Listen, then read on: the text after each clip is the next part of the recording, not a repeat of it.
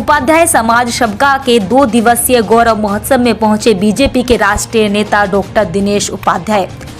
सबका गांव के उपाध्याय समाज के 2 दिवसीय गौरव महोत्सव के पहले दिन सांस्कृतिक रक्षा सम्मेलन में बीजेपी के राष्ट्रीय पदाधिकारी डॉक्टर दिनेश उपाध्याय पहुंचे, जिन्होंने सभा को संबोधित करते हुए कहा कि सबका गांव के उपाध्याय समाज ने प्रशासनिक क्षेत्र में देश को डीजीपी राजेंद्र पाल उपाध्याय जैसी हस्ती दी है, जो वर्तमान में दिल्ली में स्पेशल जॉइंट कमिश्नर के पद पर कार्यरत है।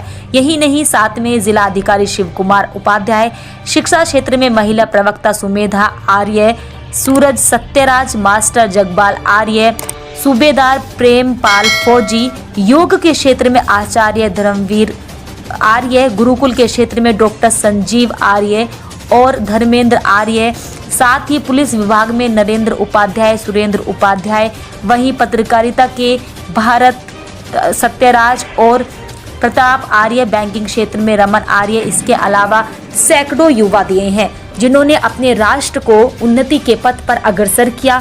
इस कार्यक्रम में सुप्रसिद्ध भजनोपदेशक योगी नरेश निर्मल ने अपनी सुमधुर भजनों से सभी को मंत्रमुग्ध कर दिया। आपको बता दें कि इस अवसर पर आचार्य धर्मवीर आर्य, राजवीर उपाध्याय, सुनील कुमार आर्य, धर्मेंद्र राजकुमार उपाध्याय, रामनिवास उपाध्याय आदि लोग उपस्थित रहे। दिनेश उपाध्याय हूँ मैं, दिल्ली से आया हूँ, पूर्व सदस्य रहा हूँ आयुष मंत्रालय भारत सरकार का। और आज संस्कृति सम्मेलन यहाँ सबका गांव में बागपत जिले में हुआ है और मात्र इसका उद्देश्य था सनातन संस्कृति में रहते हुए राष्ट्र के सभी धर्मों को साथ लेकर के चलते हुए धर्म के बारे में ज्ञान कराना, हवन के बारे में ज्ञान कराना, मंत्रोच्चारण के बारे में ज्ञान कराना और मंत्रोच्चारण से हवन से स्वास्थ्य की दृष्टि से क्या क्या लाभ होता है, किस किस वायरस को ये ख़त्म कर सकता है, धुआं कहाँ कहाँ तक जा कर के किन किन बीमारियों को दूर कर सकता है, देसी गाय का दूध, काऊ डंक, काऊ यूरिन और गाय का गोमूत्र, इन सब चीज़ों के क्या क्या लाभ हैं। और ये सिर्फ सनातन के ही लोग माने या ये हवन गाय या मंत्र सिर्फ सनातन के ही विषय में है, ऐसा ना मान करके भारत का प्रत्येक व्यक्ति इन सब चीज़ों को धारण करके लाभ प्राप्त करे, ऐसा संदेश देने का प्रयास आज इस भूमि से किया है। इसका यही उद्देश्य था। यहाँ राजवीर जी ने किया है यहाँ उपाध्याय धर्मशाला के अंदर, और ये राष्ट्र का कार्य है। और राष्ट्र का कार्य है, सिर्फ सरकार ही नहीं, भारत के प्रत्येक व्यक्ति को भारत के लिए जीना चाहिए, राष्ट्र के लिए जीना चाहिए।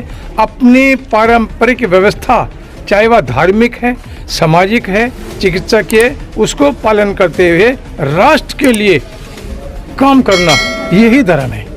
सिर्फ धर्म वही नहीं, हिंदू मुस्लिम सिख ईसाई, एक राष्ट्र धर्म भी होता है। तो आज इन्होंने राष्ट्र धर्म का पालन किया है, उसमें मैं भी यहाँ आया हूँ, इसलिए मैं आयोजक मंडल को और राजवीर जी को धन्यवाद अदा करता हूँ। बच्चों को प्रशस्ति और इन बच्चों के प्रशस्ति पत्र भी दिए हैं, जो लोग आर्य समाज को आत्मसात करते हुए, सनातन धर्म को आत्मसात करते हुए सभी धर्मों का लाभ करना, हर जगह यज्ञ करना, हवन करना, मंत्रोच्चारण करना, देसी गाय के दूध की महत्वता बढ़ाना।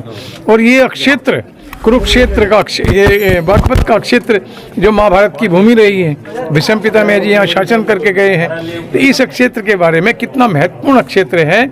आज इस बात के कहने में कोई बुराई नहीं है कि ये भीष्म पितामह, कौरव, पांडव सब लोग यहाँ रह करके गए हैं। राम जन्मभूमि, कृष्ण जन्मभूमि और यहाँ पे ये जो महाभारत का क्षेत्र है, ये तीनों भूमि बराबर ही हैं।